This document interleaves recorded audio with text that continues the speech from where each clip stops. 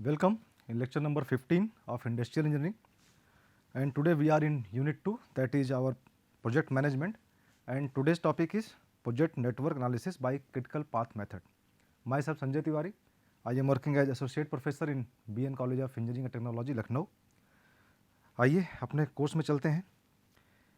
Critical path method में हम लोगों का एक लेक्चर हो चुका है, एंड इन प्रीवियस लेक्चर में हमने कुछ समझा था, देखा था. एक बात जल्दी से उसको रिवाइज करते हैं और रिवाइज करने के बाद फिर आगे बढ़ते हैं. तो लास्ट टर्म पे हम लोगों ने देखा कि हम प्रोजेक्ट नेटवर्क डायग्राम में दो वर्ड हैं, एक प्रोजेक्ट है, एक नेटवर्क है. और प्रीवियस लेक्चर में हमने प्रोजेक्ट समझा और उसकी मदद से नेटवर्क को बनाना सीखा था. हम लोग प्रोजेक्ट किसे कह रहे हैं? प्रोजेक्ट ये है जब ढेर सारी मल्टीपल टास्क, ढेर सारे वर्क एक साथ आपस में ऐसे इंटर रिलेटेड हों और इंटर रिलेशन के साथ, आपसी संबंध के साथ वो ऐसे आगे बढ़ें जिससे कि कोई भी प्रोजेक्ट कंप्लीट हो जाए. तो ऐसे सभी एक्टिविटी के सभी टास्क को मिलाकर जो वर्क फाइनली हमें मिलता है, उस पूरे प्रोसेस को हम एक प्रोजेक्ट कहते हैं. तो ये डिफाइन किया गया है, project consist of number of activities inter related and to each other, और ये ऐसे एग्जीक्यूट होते हैं जिससे कि ये कंप्लीशन की तरफ बढ़ जाए. ठीक है. अब बात आती है व्हाट इज एक्टिविटी. तो एक्टिविटी का मतलब क्या है? ऐसा कोई भी टास्क जो हम कर रहे हैं उस प्रोजेक्ट को कंप्लीट करने के लिए, वो टास्क कुछ ना कुछ रिसोर्स को कंज्यूम करेगा. इट में consume man, machine, material, money, energy. It में आल्सो कंज्यूम टाइम. तो ऐसा कोई भी काम जो इन किसी भी तरह का कोई भी रिसोर्स कंज्यूम करता है तो उसे हम एक्टिविटी कहते हैं.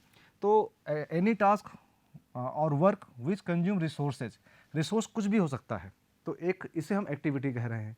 तो यहीं पे एक वर्ड आता है what is dummy activity. Dummy activity actually जब हम लोग प्रोजेक्ट का नेटवर्क बनाने के लिए आगे बढ़ते हैं तो ऐसा कई बार होता है कि एनालिसिस करते समय हमें कहीं कहीं ऐसी एक्टिविटी दिखाना पड़ता है कि जो कि रियल में उस प्रोजेक्ट का पार्ट नहीं है. तो वहाँ पे हम ये बात करते हैं कि अगर कोई एक्टिविटी ऐसी है, ऐसा एज्यूम करते हैं कि ऐसी कोई एक्टिविटी है जो कि ना तो किसी रिसोर्स को यूटिलाइज ना कर रही हो, तो उसे हम डमी एक्टिविटी कहेंगे. मीन्स डमी एक्टिविटी को हम no resource and time utilise, ऐसा कोई भी एक्टिविटी जिसमें ना तो कोई रिसोर्स यूटिलाइज हो, ना कोई टाइम कंज्यूम हो, तो उसे हम डमी एक्टिविटी कहेंगे. इसको नेटवर्क बनाते समय हमें यूज करना पड़ता है. ठीक है. तो किसी भी एक्टिविटी को हम लोग एक एरो से दिखाते हैं. जैसे यहाँ दिख रहा है, this is a arrow, this is activity ए. इस एक्टिविटी में हो सकता है कि 2 वीक या 3 वीक लगते हों. हमने मान लीजिए 2 वीक लग रहा है, तो ए के आगे ब्रैकेट में लिखेंगे 2 वीक. तो दिस इज ए एक्टिविटी, और एक्टिविटी का एक स्टार्ट पॉइंट होगा और एक एंड पॉइंट होगा. तो स्टार्ट पॉइंट को हम टेल इवेंट कह रहे हैं और एंड पॉइंट को हेड इवेंट कह रहे हैं. इसी को कई बार हम इवेंट के नाम से जानते हैं और कई बार इसको हम नोड के नाम से भी जानते हैं. तो चाहे इवेंट कहा जाए या नोड कहा जाए, कोई एक ही बात है. तो कोई एक्टिविटी जिस टाइम पे स्टार्ट हो रही है, जिस पल पे स्टार्ट हो रही है, वो स्टार्टिंग नोड है, और जिस पल पे एंड हो रहा है उसे हम कह रहे हैं एंड नोड. तो इसको हम नोड के नाम से जानते हैं. तो ये सारी बातें हो गई कि what is project, what is activity, what is event और node, and what is dummy activity. And after that हम लोगों ने प्रीवियस लेक्चर में ये देखा था कि इसकी मदद से हमने किसी भी प्रोजेक्ट का नेटवर्क डायग्राम कैसे बना सकते हैं. उसमें कुछ रूल्स फॉलो किए गए थे, जो कि ये सब रूल्स हैं. ऐसा नेटवर्क डायग्राम बनाएंगे जो ये सारे रूल्स को फॉलो करते हुए आगे बढ़ेंगे. जैसे पहला रूल क्या है? There should be single arrow for every activity. हर एक्टिविटी का एरो एक सिंगल एरो होगा. सिंगल एरो से वन एक्टिविटी दिखाई जाएगी. ऐसा पॉसिबल नहीं है कि एक ही एरो से आप मल्टीपल एक्टिविटी दिखा पाए. ठीक है ना. तो इन सब को दिमाग में रखते हुए जब हम नेटवर्क डायग्राम बनाते हैं तो उसी को हम कहते हैं प्रोजेक्ट नेटवर्क डायग्राम. ठीक है. एक बात ये भी हुई थी कि नेटवर्क डायग्राम बनाने में थोड़ी सी कुछ इशूज आते हैं, इसलिए आपको पेंसिल और इरेजर के साथ काम करना चाहिए, क्योंकि बार बार आपको साफ़ करना पड़ेगा, तभी फाइनली जाके 2-4 इटरेशन के बाद वो प्रोजेक्ट नेटवर्क डायग्राम बन के तैयार होगा. ठीक है. तो इतनी सी बातें तो हम लोग प्रीवियस लेक्चर में कर चुके हैं. अब जरा आते हैं, आज हम लोग उस जो नेटवर्क डायग्राम बना पाए हैं उसकी आज कुछ एनालिसिस के लिए आगे बढ़ेंगे. ठीक है. सो प्रीवियस लेक्चर में भी यही सेम प्रॉब्लम ली गई थी, और प्रॉब्लम क्या था कि हमारे पास एक प्रोजेक्ट है. उस प्रोजेक्ट में A B C D E F G are the activities, और ये एक्टिविटीज़ आपस में इंटर रिलेटेड हैं. इनके आपस का जो इंटर रिलेशन कैसे है, that is known as precedence. Precedence का मतलब होता है just before. Means A activity को स्टार्ट करने के लिए जस्ट बिफोर कौन सी एक्टिविटी का कंप्लीट होना जरूरी है. तो जिस एक्टिविटी को कंप्लीट होना जरूरी है उसे हम कहेंगे प्रेसिडेंस एक्टिविटी। तो यहाँ दिख रहा है डायग्राम में कि आपको ए और बी दो एक्टिविटीज़ को स्टार्ट करने के लिए कोई भी प्रेसिडेंस नहीं है।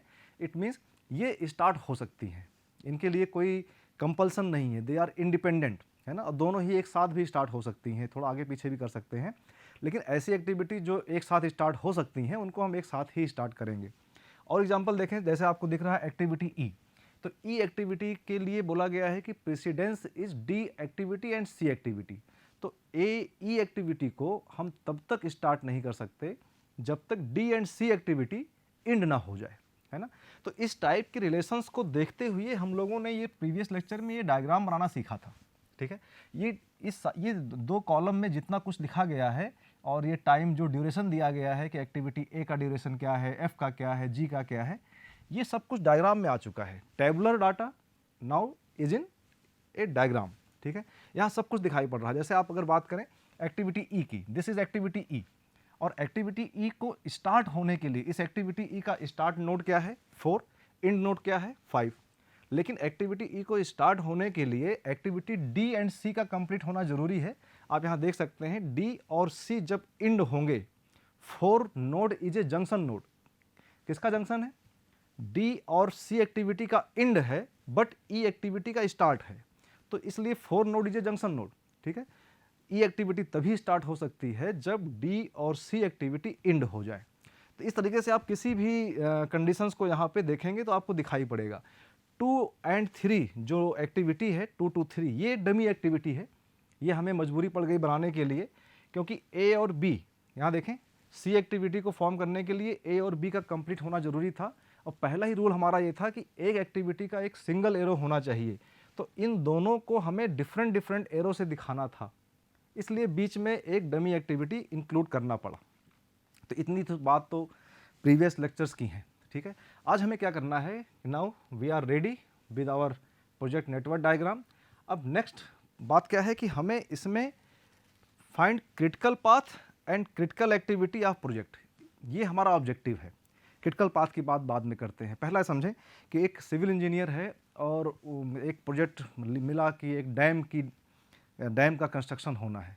तो एक सिविल इंजीनियर कंस्ट्रक्शन स्टार्ट होने से पहले ही कैसे बता पाता है कि ये डैम हमारा विद इन 3 ईयर्स या 2 ईयर्स को एक टाइम दिया गया कि 3 ईयर्स में बन के रेडी हो जाएगा। ऐसी कौन सी कैलकुलेशंस हैं जिसकी बेसिस पे एक इंजीनियर ये कह पाता है कि this project will be completed in certain duration. तो पहले ये बात करें कि इस प्रोजेक्ट को कंप्लीट होने में कितना समय लगेगा, उसी प्रोसेस में ये सब चीज़ें आ जाएंगी, ठीक है। अब जैसे किसी लेमैन से बात किया जाए तो A B C D F G activity हैं, कितना टाइम लगेगा, तो वो कह सकता है कि सारे ड्यूरेशन को सम कर दिया जाए तो सम करने के बाद जो वैल्यू आएगी इतना टाइम लगेगा।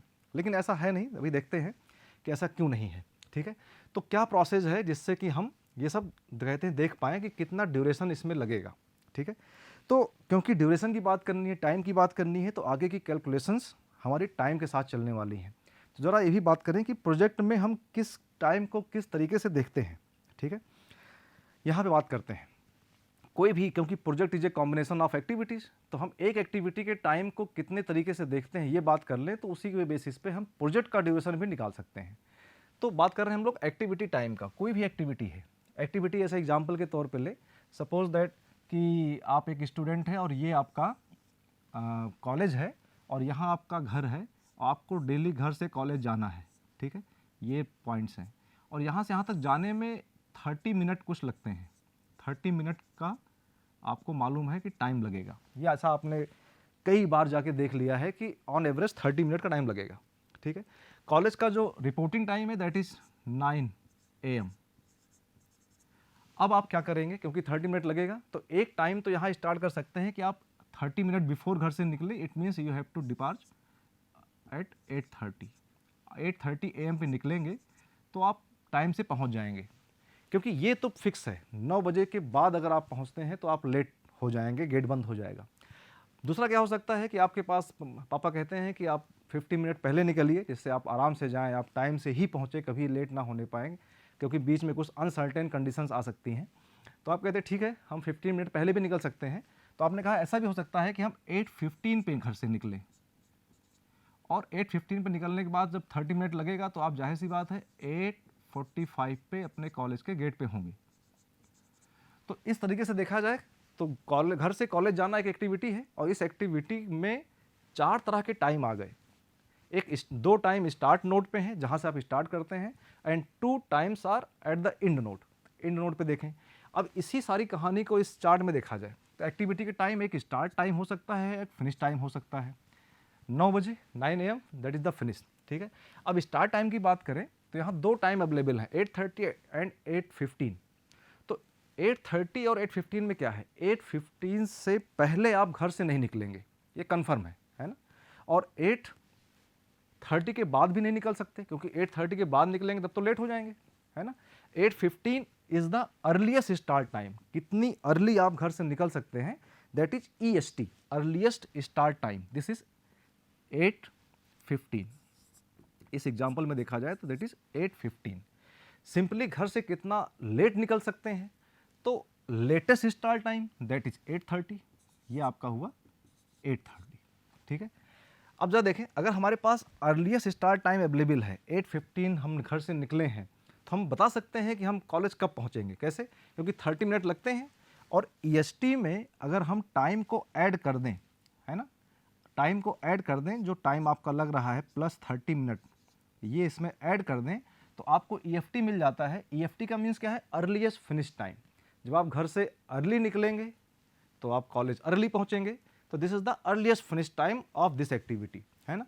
तो अर्लीस्ट फिनिश टाइम क्या हो गया, 8:15 + 30 = 8:45 AM। तो दिस इज द EFT, है ना। तो टाइम को ऐड करके EST से हमने EFT निकाल लिया।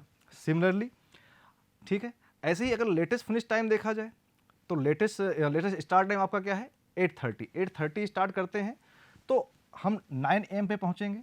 एक्चुअली कैलकुलेशंस में हमारे पास जो हम कैलकुलेशंस आगे करने वाले हैं, ये 2 टाइम बड़े इंपॉर्टेंट हैं। हमारी आगे की कैलकुलेशंस इन्हीं पर बेस्ड होगी। तो हम पहले EST और LFT कैलकुलेट कर लेंगे। With the help of EST and LFT, earliest start time and latest finish time, इसकी मदद से हम latest start time and earliest finish time को कैलकुलेट करने की बात कर रहे हैं। तो अगर हमें EST मालूम है तो टाइम को ऐड करके यहाँ पहुँच सकते हैं, क्योंकि टाइम को ऐड करेंगे तो टाइम आगे बढ़ेगा। That's why it is known as forward method. तो EST से EFT निकालने का तरीका क्या है, that is forward method. But अगर हमें LFT मालूम है, लेटेस्ट फिनिश टाइम, इसकी मदद से हम लेटेस्ट स्टार्ट टाइम निकालना चाहते हैं, तो हमें टाइम को 30 मिनट को माइनस करना पड़ेगा, और माइनस करना पड़ेगा तो पीछे आएंगे, तो इसलिए इसको बैकवर्ड मेथड कहेंगे, और बैकवर्ड मेथड से करके हम लोग LST निकाल लेंगे। It means if we know the value of EST and LFT, we can calculate the value of latest start time and earliest finish time. तो इस प्रोसेस से हम लोग आगे बढ़ने वाले हैं, ठीक है। पहले हम कैलकुलेट करेंगे LFT एंड EST, ठीक। तो सेम प्रॉब्लम है जो प्रीवियस स्लाइड में लिया गया था। इस प्रोजेक्ट का एक नेटवर्क डायग्राम हमने बनाया था प्रीवियस स्लाइड में, ये स्लाइड है, और इसी के साथ हम आगे बढ़ रहे हैं, और ये डायग्राम हमें मिल चुका है, ठीक है। पहला मकसद हमारा क्या है कि पूरे प्रोजेक्ट को कंप्लीट होने में कितना समय लगेगा। तो पहले पता करें कि हर नोड का अर्लीस्ट स्टार्ट टाइम क्या है और हर नोड का लेटेस्ट फिनिश टाइम क्या है, ठीक है। चलिए आगे बढ़ते हैं। तो जब हम लोग आगे बढ़ेंगे तो EST निकालेंगे। EST निकालने के लिए फॉरवर्ड मेथड से आगे बढ़ेंगे। इस नोड का EST, फिर अगले नोड का EST, फिर अगले नोड का EST। अर्लीस्ट स्टार्ट टाइम को कैलकुलेट करने के लिए हम फॉरवर्ड मेथड अप्रोच को यूज करेंगे, और कहते हैं हर नोड का लेटेस्ट फिनिश टाइम कैलकुलेट करने के लिए बैकवर्ड मेथड का यूज करेंगे। चलिए प्रोजेक्ट स्टार्ट हुआ। जब भी कोई प्रोजेक्ट स्टार्ट होगा तो उस समय आपने जिस दिन पहला काम शुरू किया तो आपने स्टॉप वॉच को 0 किया या कैलेंडर को 0 मान के चले, स्टार्ट हुआ। It means earliest start time of this node 1 is 0, ठीक है। ये क्लियर हुआ। यहाँ से स्टार्ट करते हैं। अब अगला नोड क्या है, नेक्स्ट नोड 2 नोड कब अर्लीस्ट स्टार्ट हो सकता है। यहाँ स्टार्ट की बात कर रहे हैं, फिनिश की बात नहीं हो रही है।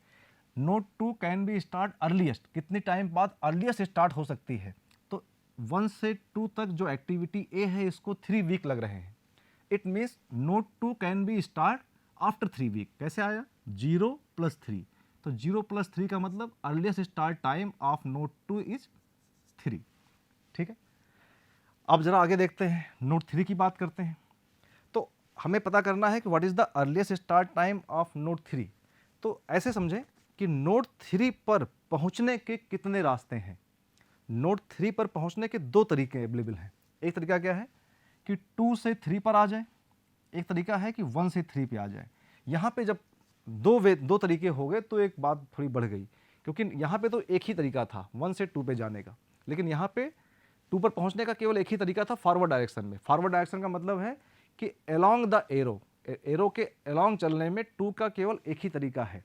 ठीक है, तो लेकिन 3 तक पहुँचने के देखा जाए तो 3 तक पहुँचने के दो रास्ते हैं, 2 to 3 एंड 1 to 3। तब यहाँ पे बात आती है कि अगर हम 1 to 3 की बात करते हैं तो एक्टिविटी नोड 1 स्टार्ट होता है 0 पर, तो 3 कैन बी स्टार्ट 0 + 5, एक वैल्यू आ गई 5 पे स्टार्ट हो सकता है अगर इस रास्ते पहुँचते हैं। अगर इस रास्ते पर पहुँचते हैं तो फिर क्या इशू आता है कि node 2 can be start at 3, और ये डमी एक्टिविटी है, इसमें किसी तरह का कोई भी टाइम लगना नहीं है।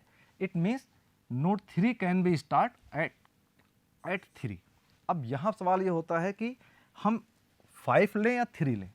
तो यहाँ पे लॉजिक क्या हो सकता है? लॉजिक ये है कि आगे की जो एक्टिविटी सी एंड जी हैं, सी एंड जी एक्टिविटी के लिए एक्टिविटी ए और बी का कंप्लीट होना जरूरी है।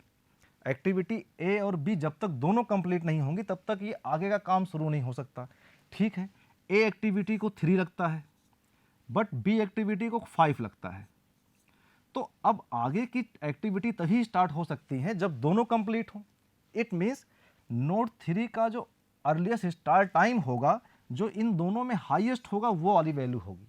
इट मीन्स यहाँ पे जो वैल्यू मैक्सिमम मिलेगी आपको, that will be the start time. Maximum value क्या है? That is 5। तो earliest start time of node 3 will be 5। मुझे लगता है कि ये बात समझ में आ रही है। ठीक है, कि अर्लीस्ट स्टार्ट टाइम इस नोड का क्या हो सकता है। ठीक, नेक्स्ट देखते हैं। अब हम लोग आगे बढ़ते हैं और नोड 4 की बात करते हैं। नोड 4 पर पहुंचने के दो रास्ते हैं। दो रास्ते क्या हैं? एक 2 to 4 और एक 3 to 4।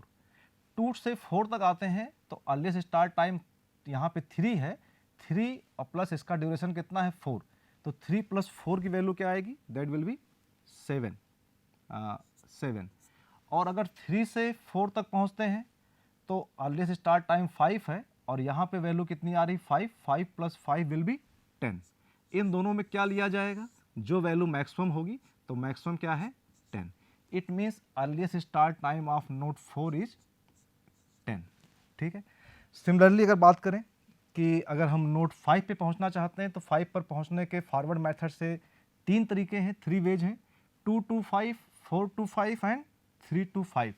तो अगर 2 to 5 पहुंचते हैं तो 3 EST यहाँ पे है प्लस 4 एक्टिविटी का time, 3 + 4 it will be 7। And next अगर 4 to 5 पहुंचते हैं तो 10 + 4 इट विल बी 14। और अगर 3 to 5 पहुंचते हैं तो 5 + 6 दैट इज 11।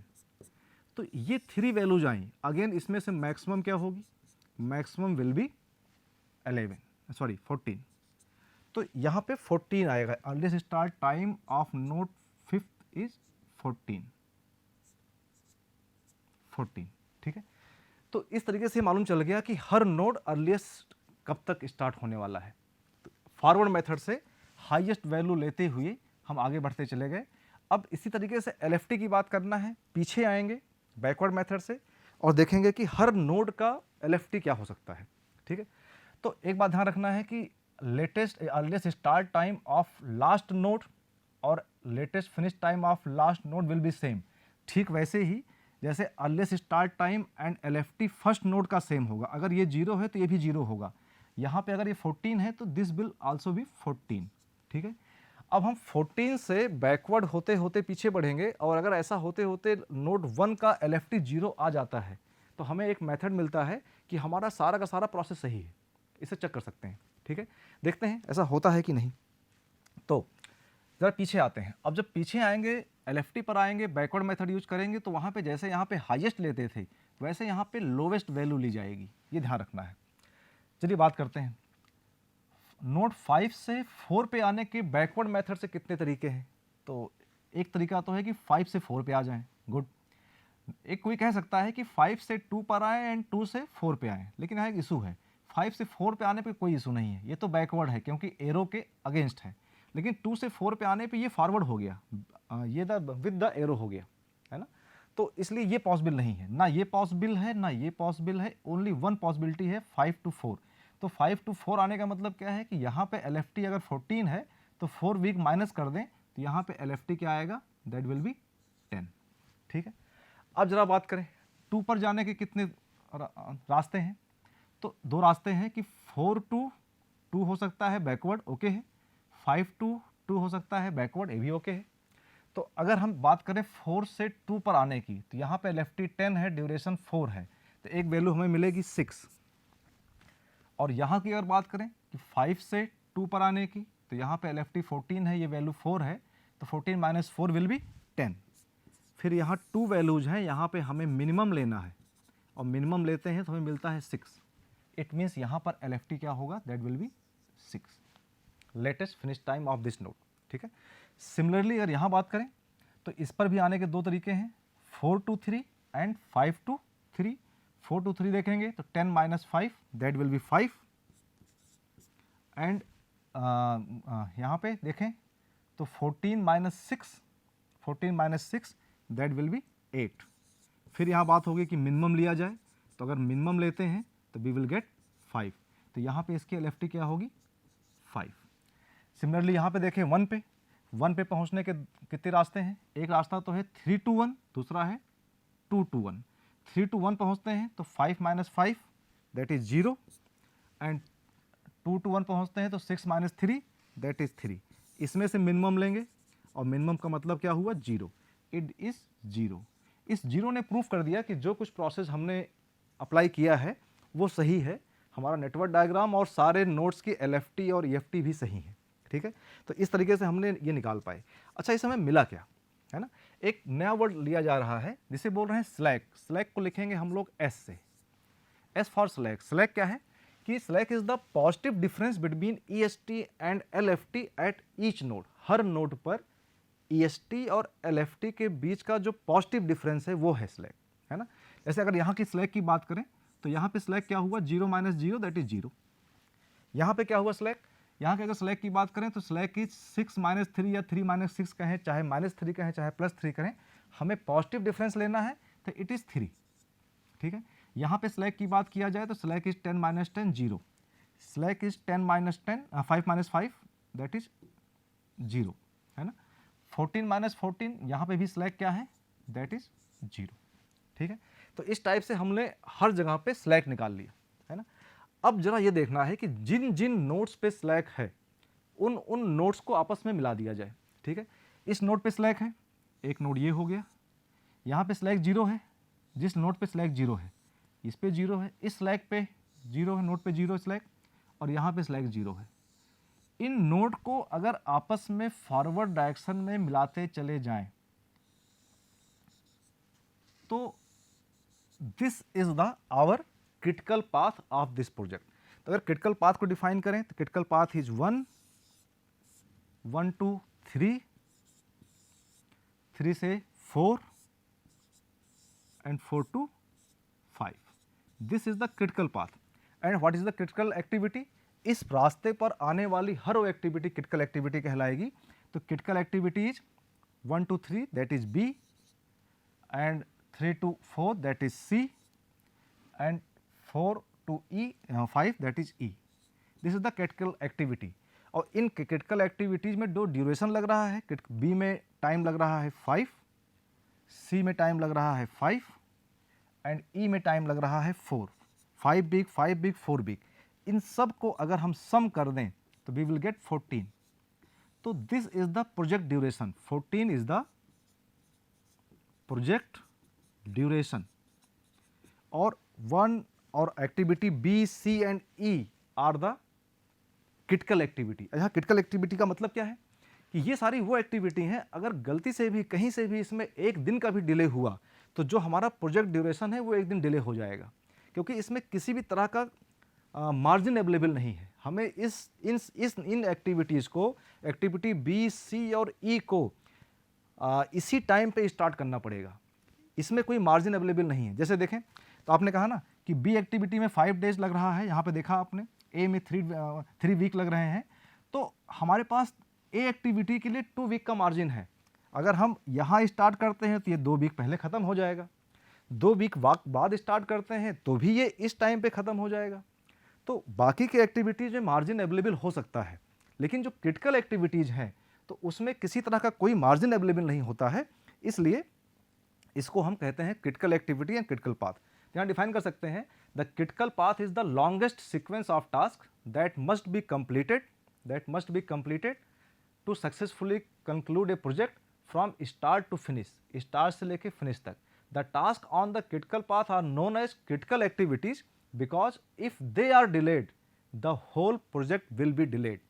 तो यहाँ तक इतनी बातें क्लियर हुई। आज के लेक्चर में हम लोगों ने क्रिटिकल पाथ को आइडेंटिफाई करना सीखा, क्रिटिकल एक्टिविटी को आइडेंटिफाई करना सीखा और प्रोजेक्ट के ड्यूरेशन को पता करना सीखा। आज इतना करने के बाद हमें बता सकते हैं कि कोई भी प्रोजेक्ट कितने टाइम में ख़त्म होगा।